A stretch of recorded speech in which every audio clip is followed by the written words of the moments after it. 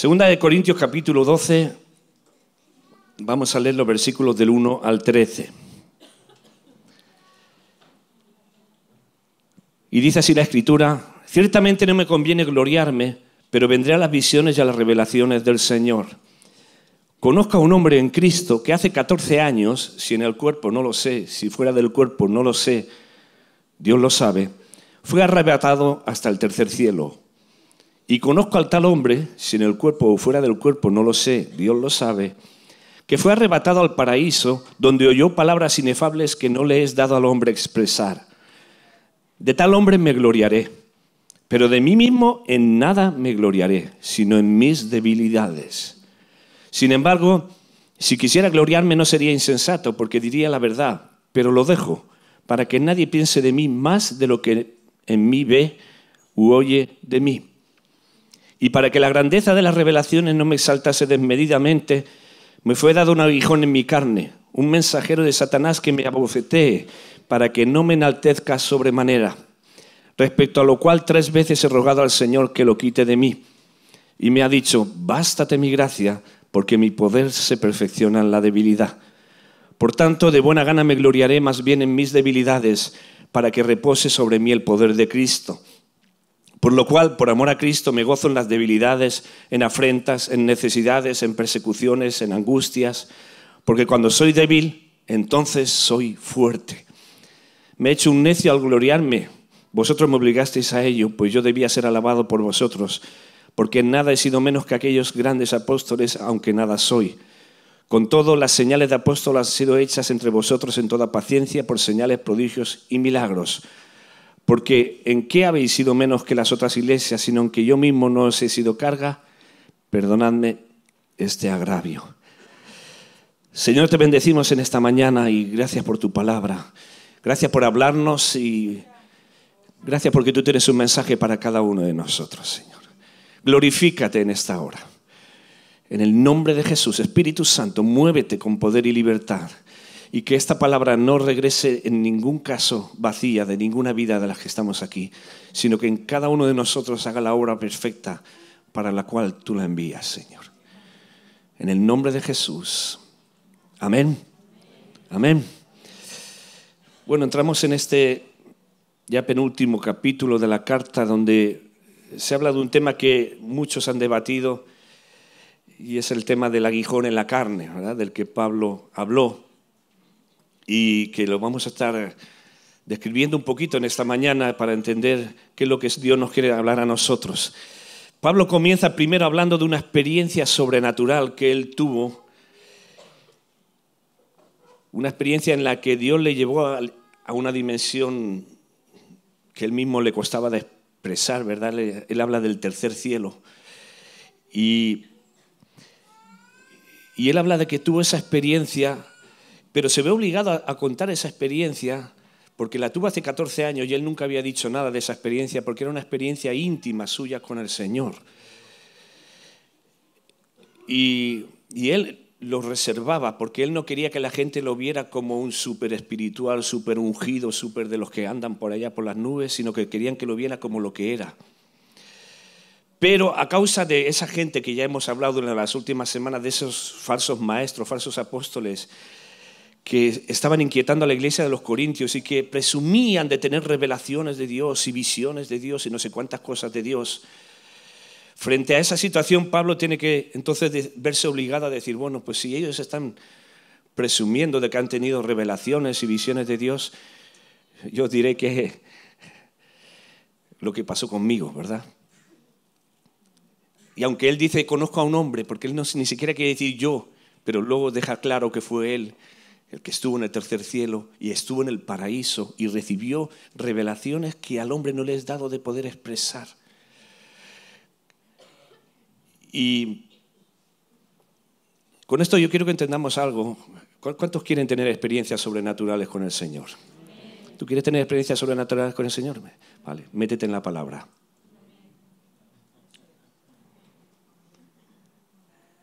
Métete en la palabra. En oración, buscando al Señor y con la palabra. Porque a veces somos tan perezosos, y perdonan la expresión, a veces somos tan perezosos que en lugar de buscar a Dios para que Dios nos hable por su palabra. Esperamos que Dios nos muestre alguna cosa, alguna revelación, algún sueño, alguna visión. Y Dios no satisface a los perezosos. Dios responde a los que le buscan. Clama a mí y yo te responderé. A los que le buscan de todo corazón.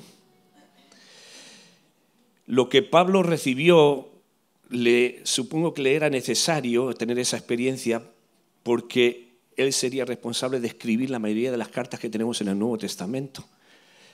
Y por tanto él necesitaba recibir una revelación sobrenatural de Dios para poder escribir lo que él llegó a escribir y que para nosotros es palabra de Dios. Ahora nosotros ya tenemos toda la Escritura, toda la palabra de Dios. Tengamos cuidado con aquellos que en lugar de predicar la palabra andan hablando de visiones y revelaciones y cosas. Tengamos mucho cuidado porque en muchos casos lo que buscan es la admiración de la gente, captar y manipular la voluntad de la gente para que digan, wow, todo lo que diga es amén y va a misa, como dicen. Porque este hombre recibe esas revelaciones y así llevan a gente arrastrando detrás de ellos. No, Pablo quería evitar eso. Pablo dijo, yo no he dicho nada porque no quiero que veáis en mí lo que no tenéis que ver en mí. Quiero que me veáis tal como soy. Y nosotros tampoco tenemos que aparentar ser nada. Nosotros somos hijos de Dios por la gracia suya, por su misericordia, porque Él decidió amarnos. Y si en un momento dado tú tienes una experiencia sobrenatural con Dios, que la puedes tener, porque a veces, aunque nos metemos en la palabra, a veces necesitamos que Dios nos confirme alguna cosa, ¿verdad? O que Dios nos respalde lo que nos está hablando con algún... Pero eso es algo personal, íntimo con el Señor. Eso no es para irlo publicando, para ir diciendo, mira, Dios me ha hablado. No quieras aparentar, ni quieras que la gente te vea de ninguna manera. Tú sé un hijo de Dios y da testimonio con tu santidad, con tu entrega, con tu consagración. Pero tengamos cuidado con esas cositas, porque que podemos caer en el orgullo espiritual. Ahora, en 1 de Pedro 1, y luego regresamos aquí, ¿verdad? Pero en 1 de Pedro capítulo 1,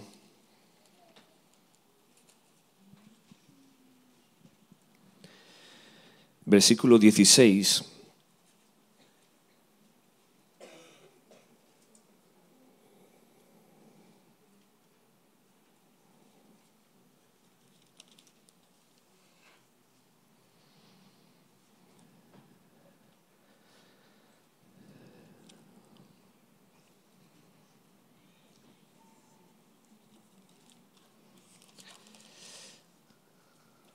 vamos a ver, creo.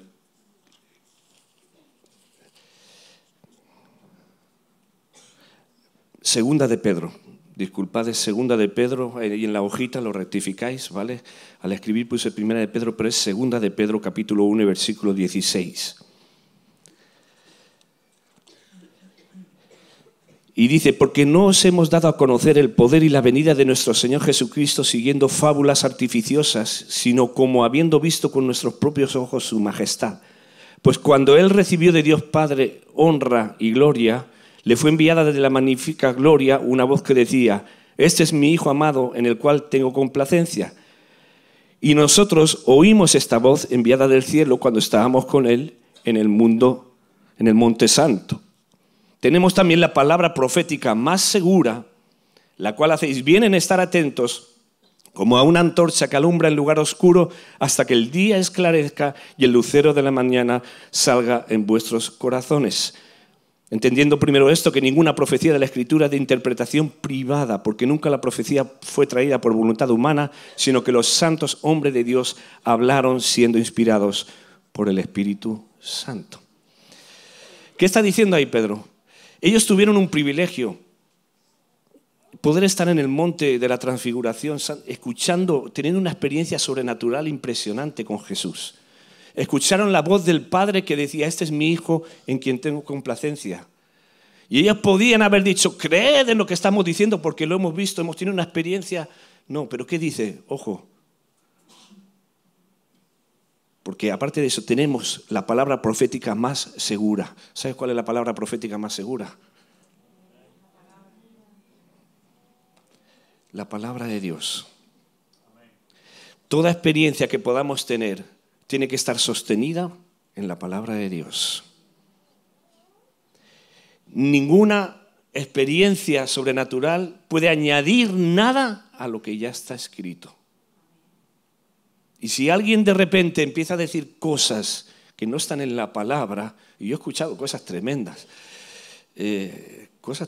hasta queriendo decir lo que la Biblia no dice, ¿verdad? Y hasta, bueno, hace años, ¿verdad?, que estuvimos escuchando unos talleres de intercesión que la verdad que nos alarmaron muchísimo porque se hablaban unas cosas tan raras y que no están en la palabra. Y queriendo dar significado a un montón de cosas, interpretaciones, hasta el torbellino que se llevó a Elías ya tenía un significado, ¿verdad? Ese fue un torbellino que se lo llevó y punto, y no hay más significado que valga. Pero algunos buscan de decir lo que la Biblia no dice. Y algunos andan esperando que Dios... Tú métete en la palabra y aquí tienes toda la revelación completa de Dios. Ahora, no seas como muchos creyentes que cogen la palabra solo para venir al culto. Cogen la Biblia para venir al culto y cuando llegan a casa la dejan en un sitio y no la abren. Es como aquel pastor que fue a visitar a una mujer que estaba pasando por un problema y la quería aconsejar y le estaba hablando y dice, mire, es que la palabra de Dios dice, y si quiere, léala usted también conmigo. No es que no puedo leer porque hace una semana que perdí las gafas y no sé dónde las tengo. Bueno, pues acaso déjeme su Biblia y entonces yo se lo leo. Y le dejó la Biblia y resulta que dentro de la Biblia estaban las gafas, que hacía una semana que no encontraba. Y a veces ocurre así, mira, tú no quieras escuchar la voz de Dios si no te metes a indagar lo que Dios quiere decir a tu vida, ¿verdad? Pablo no se basó en las experiencias, se basó en lo que Dios le reveló. Y la fe viene por el oír la palabra de Dios, no viene por otras cosas. Si tú esperas tener alguna visión para entonces creer, bueno, dice que la fe es la convicción de lo que no se ve. Si tú ya ves, ya no hay fe.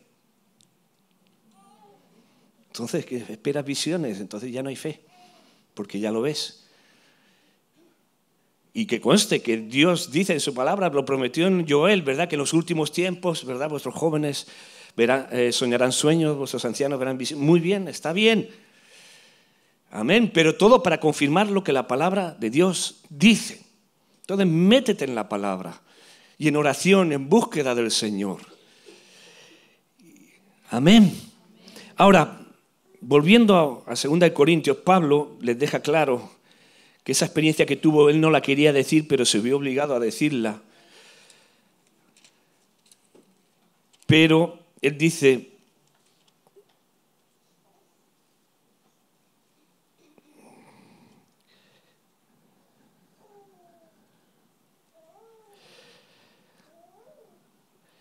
de tal hombre, en el versículo 5, ese hombre que tuvo esa experiencia, me gloriaré, pero de mí mismo en nada me gloriaré, sino en mis debilidades. Y ahora dice, sin embargo, si quisiera gloriarme no sería insensato porque diría la verdad, pero lo dejo para que nadie piense de mí más de lo que en mí ve u oye de mí.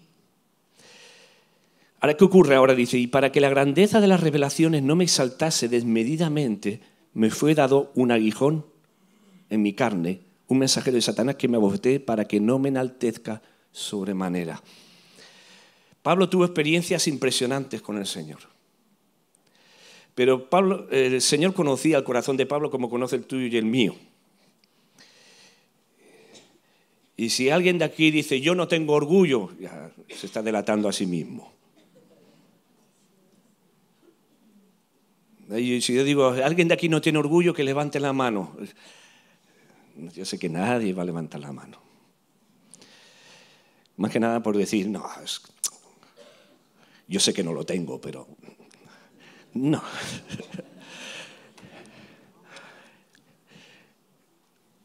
Entonces, para que Pablo no se le subiera el orgullo, para que Pablo no se inflara y fuera por las iglesias diciendo: yo soy el que ha estado en el tercer cielo, yo soy el que ha recibido de Dios. No, para que no se le inflara. Entonces Dios permitió un aguijón, que es como una aguja, ¿verdad? Para que cada vez que se inflaba un poquito, ¡plaf!, desinflarlo. Y el Señor permite en tu vida y en mi vida aguijones para que cuando nos empezamos a inflar un poquito, ¡plaf!, aleluya. Y nos preguntamos: ¿y por qué? Pues por eso, porque el Señor nos quiere mantener ahí y que no olvidemos que por nosotros mismos no somos nada. Lo que somos es por el Señor. Lo que lleguemos a ser es por el Señor. Y si algo recibimos espectacular de Él, es por su gracia y misericordia. De hecho, si alguien recibe experiencias tremendas, será a lo mejor porque le cuesta tanto buscar a Dios y escuchar a Dios que Dios le necesita hablar de una manera más espectacular para que se entere. O sea que no hay motivo para enorgullecerse de nada. Ahora, ¿cuál era el aguijón de Pablo? Porque ahí se hablaba, y muchos eruditos, estudiosos han hablado, ¿cuál sería el aguijón que tenía Pablo en la carne? No hay una respuesta clara en la Escritura, pero hay varias opciones y que son muy aceptables y que las vamos a entender, ¿verdad?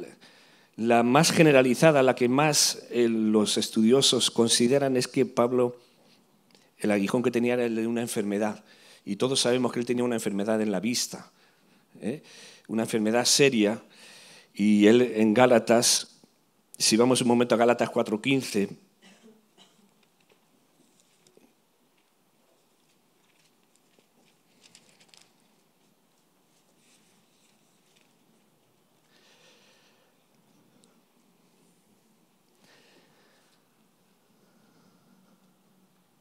en Gálatas 4:15, dice: ¿dónde pues está esta satisfacción que experimentabais? Porque os doy testimonio de que si hubieseis podido, os hubierais sacado vuestros propios ojos para dármelos.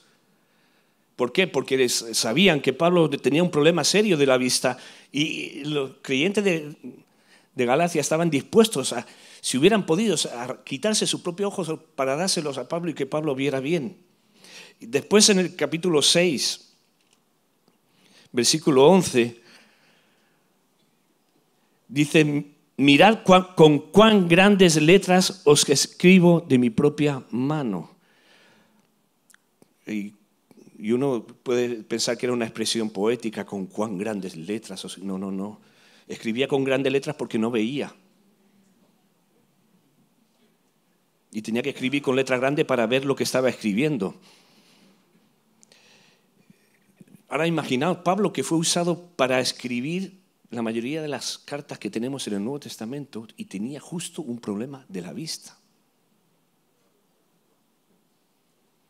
En muchos casos no las podía escribir él las cartas, tenía que tener un escriba a su lado y él le iba dictando y el escriba iba escribiendo lo que él le decía.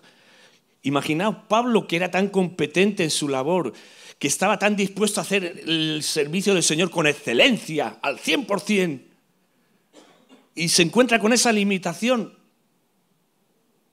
que era una limitación seria. Y que tenía que estar recorriendo caminos, calles, hablando a la gente y no ver bien. Eso era un serio problema. Y podemos entender que eso para él fuera un aguijón, porque le estaba impidiendo de poder ejercer su labor de una forma excelente. Y a veces nos preguntamos: ¿por qué, Señor, me haces pasar por esta enfermedad que no se me cura, no se me va? ¿Cuántos de nosotros no estamos en estos momentos pasando por procesos de enfermedad de años? Y me duele cuando hay gente que dice que eso o estás en pecado o estás mal con el Señor o no sé qué cosas. Entonces Pablo era el más pecador de todos. Y nos preguntamos: ¿por qué, Señor, no me has sanado ya? Pablo dice que hasta en 3 ocasiones clamó a Dios para que le quitara eso.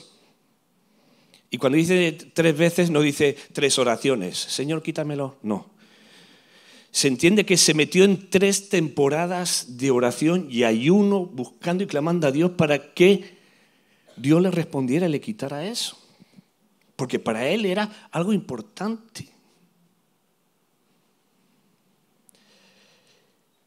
Y a veces, y es interesante porque muchas veces no entendemos que Dios lo permite por eso, porque no quiere que olvidemos de que somos frágiles y que dependemos de Él.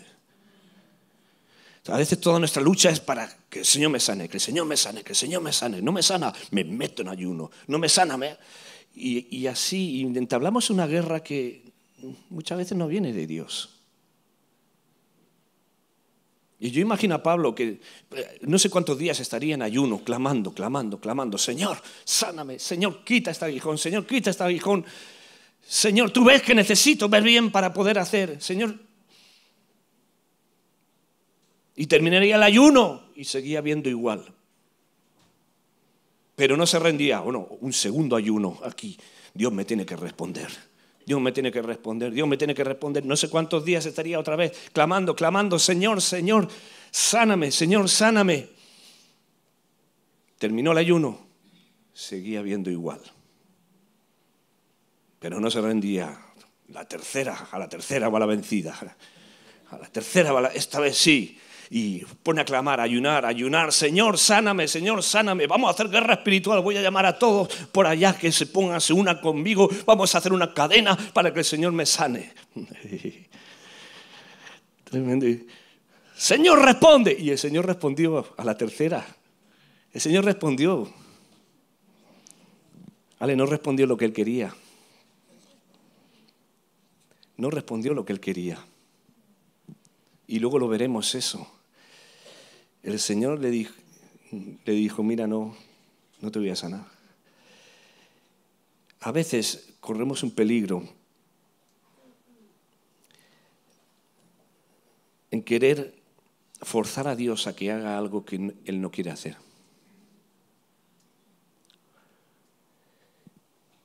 Y yo generalmente, todos los que escucho hablando de guerra espiritual y de todas estas cosas y reclamar las bendiciones y no sé cuántas cosas más, yo digo, poco respeto y temor de Dios hay cuando uno pretende estar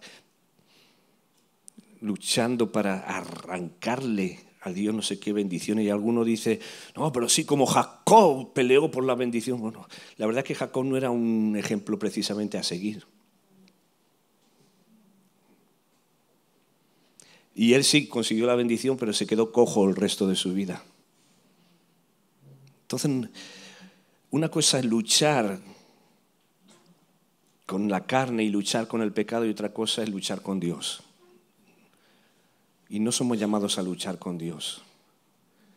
Somos llamados a rendirnos delante de Dios. Rendirnos delante de su voluntad. Si estás pasando por un proceso de enfermedad, evidentemente que no sea por tu negligencia, porque a veces la falta de cuidado, la mala alimentación y una serie de cosas hacen que provocan enfermedad. Entonces, si es así, arrepiéntete y corrige. Pero a veces son cosas que vienen así y que en lugar de estar peleando, escuchemos la voz de Dios, sepamos qué es lo que pasa y que Dios nos pueda decir, como le dijo a Pablo, mira, esto viene de mí. Esto viene de mí. ¿La enfermedad puede venir del Señor? Yo creo que necesitamos conocer mucho más a Dios, porque a veces nos hacemos estereotipos. Dios no puede permitir esto. Dios es amor y no va a consentir esto. Necesitamos conocer mejor al Señor. Muchas veces lo que más nos hace sufrir no es la enfermedad, sino todas las batallas que nos entablamos en la mente, cómo nos comemos la cabeza pensando tantas cosas, cuando sería mucho más sencillo descansar en el Señor, como hizo el apóstol Pablo. Hay otros que dicen que ese aguijón que él tuvo en la carne era debido a que, como él se propuso quedarse soltero para servir al Señor. Y él decidió que ya no se iba a casar, se iba a mantener para el Señor hasta el final. Evidentemente eso iba a implicar unas luchas. Y aunque él no vivió quemándose, como él dice, mejor es casarse que vivir quemándose, aunque él no vivió quemándose, pero él tendría sus momentos de lucha, sus momentos de tentación, sus momentos en los que él pensaría, oh, bueno, oye, yo tengo necesidad, soy un hombre.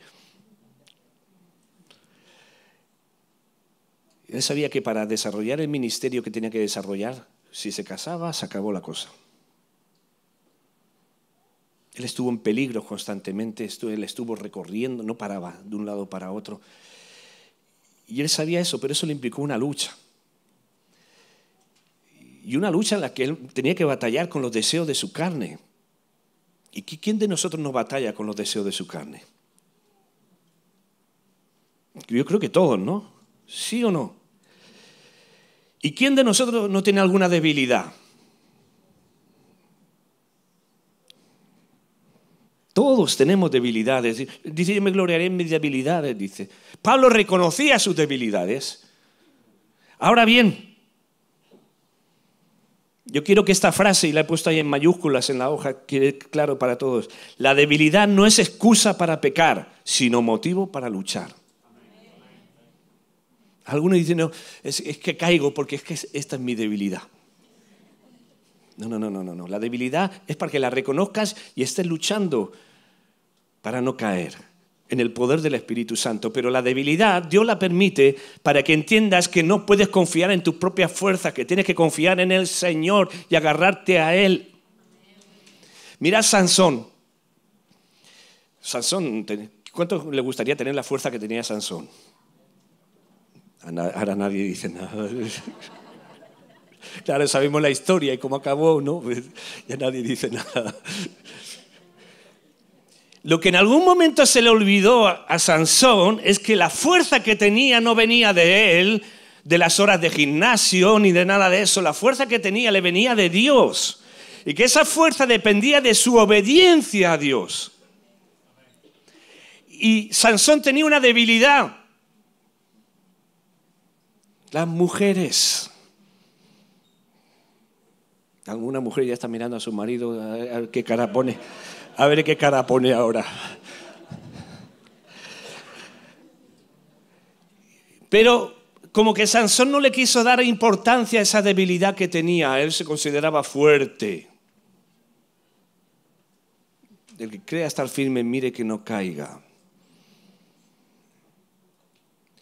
Y como él no le dio importancia a ese problema, esa debilidad le llevó a donde le llevó.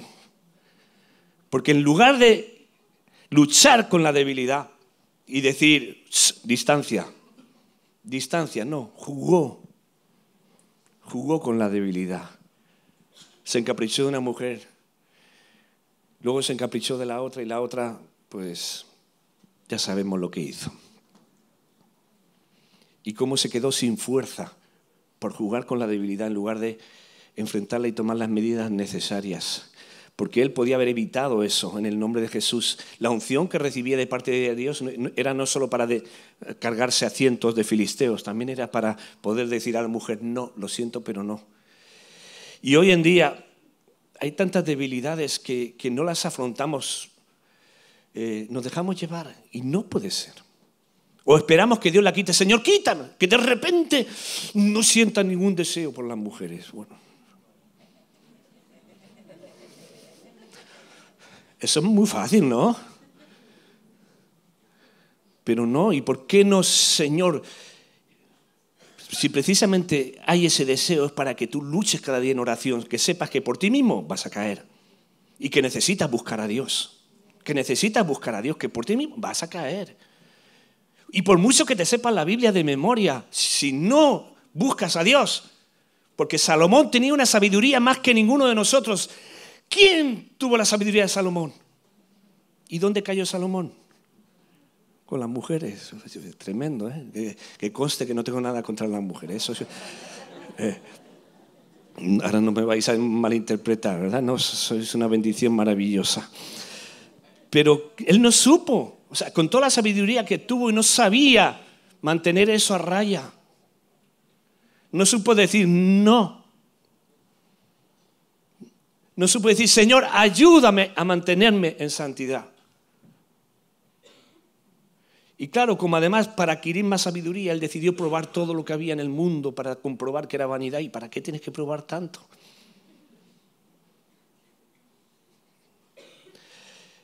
Entonces, aprendamos que Dios permite las debilidades en nosotros y no las va a quitar. Lo que quiere es que aprendamos a confiar en Él en medio de las debilidades. Hay personas que la debilidad es la ropa, la comida, el fútbol.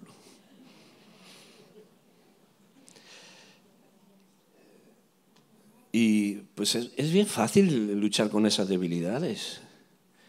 Yo conocí a un hermano que él, cuando el Señor le habló en el tema de la comida, él decidió, bueno, voy a comer lo que tengo que comer y punto.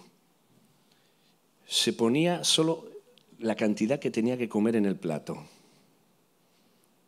Que por cierto, yo digo, las pobres de misiones, que a algunos le echaban la bronca porque le ponían muy poco arroz en el plato. Digo, pero si es para ayudar a las misiones, no para que llenes tu barriga. Tremendo esto, ¿verdad? Algunos tienen un problema serio y es una debilidad que le lleva a muchas enfermedades. Pero dijo, ¿esto cómo? Terminaba de comerse lo que tenía que comer y se quedaba con un hambre impresionante, pero dijo, no debo comer más, aquí me paro. Y las primeras semanas lo pasaba fatal, incluso pedía oración y todo. Pero luego ya lo superó. ¿Por qué? Porque él se ponía a orar. Es decir, vamos a orar por los alimentos, ¿no? Vamos a orar por los alimentos y por el estómago también, para que... Señor, bendice estos alimentos y bendice mi estómago para que no me pida más de la cuenta. ¿Verdad? Y confiar en el Señor y decir no, y para. Y con eso, tantas cosas donde uno no sabe parar, donde uno no sabe decir, donde uno se deja llevar. Entonces no, las tentaciones siempre van a estar ahí. Alguno dice, Señor, quita las tentaciones de mi vida. No.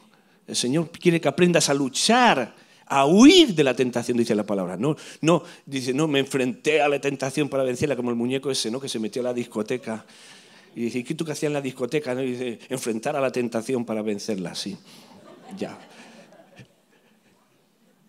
No, la tentación, si la enfrentas, caes. Es huir. Es huir. Si tú sabes que yendo a tal sitio vas a caer, no vayas a tal sitio. Es sencillo.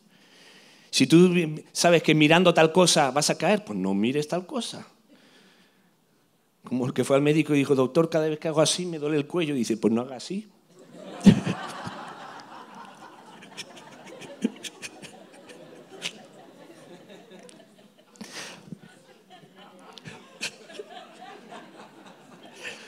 Ahora, en 1 Corintios, capítulo 10. 1 Corintios, capítulo 10. Un texto que conocemos bien también. 10:13, 1 Corintios 10:13. Dice, no os ha sobrevenido ninguna tentación que no sea humana, pero fiel es Dios, que no os dejará ser tentados más de lo que podéis resistir, sino que dará también juntamente con la tentación la salida para que podáis soportar. Aquí no dice el Señor, Dios os va a quitar la tentación, no, dice, Dios os va a dar la salida. La tentación siempre va a estar ahí, pero Dios nos da la salida. Entonces, no te dejes llevar por la debilidad. Y si esperas que el Señor te va a quitar una debilidad, Señor, quítame esta debilidad. No, tú tienes que luchar. Y esa debilidad te ayuda a que dependas de Dios y no de ti mismo, de tus fuerzas. Pero no te tienes que dejar llevar por la debilidad. Tienes que buscar la salida de parte de Dios. Sea cual sea esa debilidad, ser tentado no es pecado. El pecado es caer en la tentación. Entonces Dios te da herramientas para que puedas no caer. Dios te da herramientas. Ahora, no quieras vencer por ti mismo. Dios te extiende la mano y es como aquel que yo recuerdo cuando era pequeño en las películas de Tarzán antiguas, aquellas que siempre se veía la imagen típica del que caía en arenas movedizas, ¿verdad? Y se empezaba a hundir, a hundir, a hundir. Y tú imagínate que te estás hundiendo en esas arenas movedizas y alguien te extiende una cuerda y dices, no, si yo puedo salir de aquí. Tú sabes que cuanto más te muevas, más rápido te hundes. Es mucho más sencillo cogerte de la cuerda y que te ayuden a salir.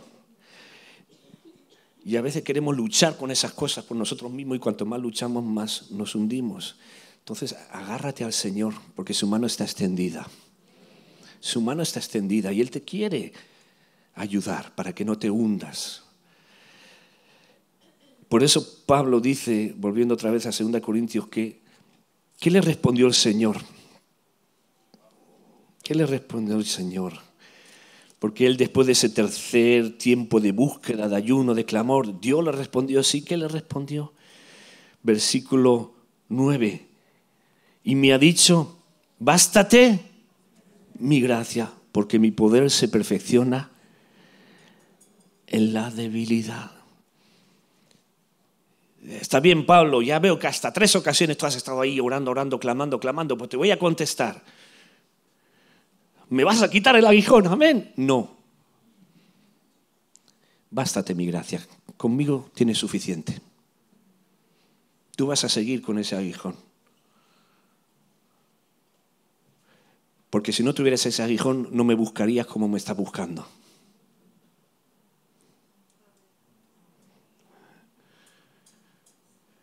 Si no tuvieras ese aguijón, no estarías clamando como estás clamando.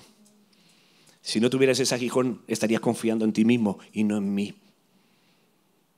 Por tanto, bástate mi gracia, porque mi poder se perfecciona en la debilidad. ¿Por qué el poder de Dios se perfecciona en la debilidad? Porque cuando somos débiles, entonces reconocemos que por nosotros mismos no podemos y acudimos a Él. Y entonces ya no actúa nuestra fuerza, actúa el poder de Dios en nosotros.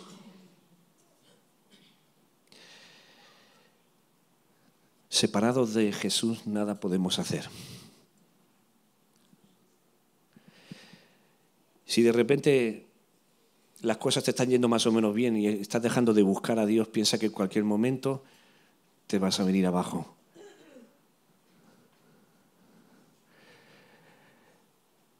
Porque tu seguridad no está en que las cosas te vayan bien, tu seguridad está en Cristo. Las cosas hoy están bien y mañana pueden estar fatal. ¿Quién le diría a los de Mozambique, verdad? Que ahí en sus casas, con sus comidas, con sus cosas, ¿quién le diría que de repente, en cuestión de segundos, todo arrasado? Hace unos días aquí hubo un temblor, no sé si alguno se enteró. Yo no me enteré, se enteró mi mujer, ¿verdad? Dice, cariño, ¿está enterado el temblor? Ahí se movían.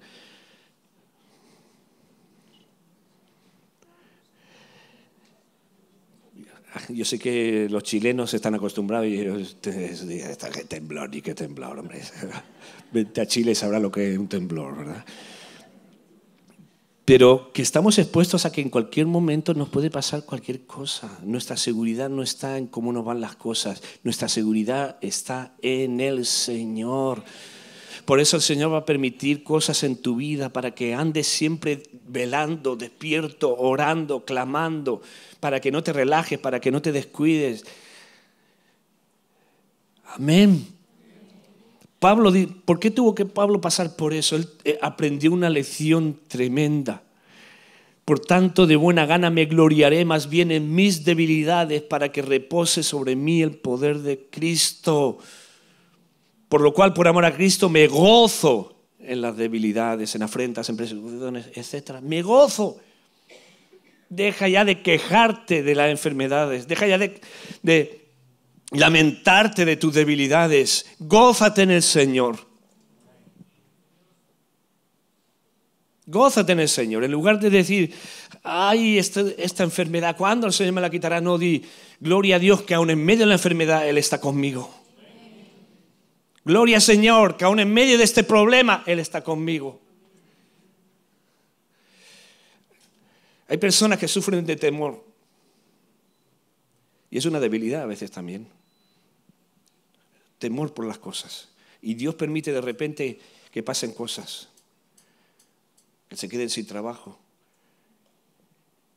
Un accidente. ¿Y cómo es posible? Porque tiene que entender que en medio del temor no tiene que agarrarse a la seguridad humana, sino que tiene que agarrarse a la seguridad que viene de Dios y vencer ese temor en el nombre de Jesús. Caminar hacia adelante en el nombre de Jesús. El perfecto amor echa fuera el temor. Entonces, no andes ahí reprendiendo ya tantas cosas. Gózate en el Señor.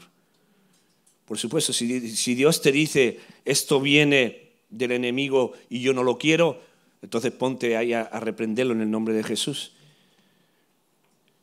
Pero si viene del enemigo y es de parte de Dios, porque aquí este aguijón, Pablo dijo que era un mensajero de Satanás. ¿Sabes que Dios usa a Satanás a veces para cumplir con sus propósitos? Lo usó con Job.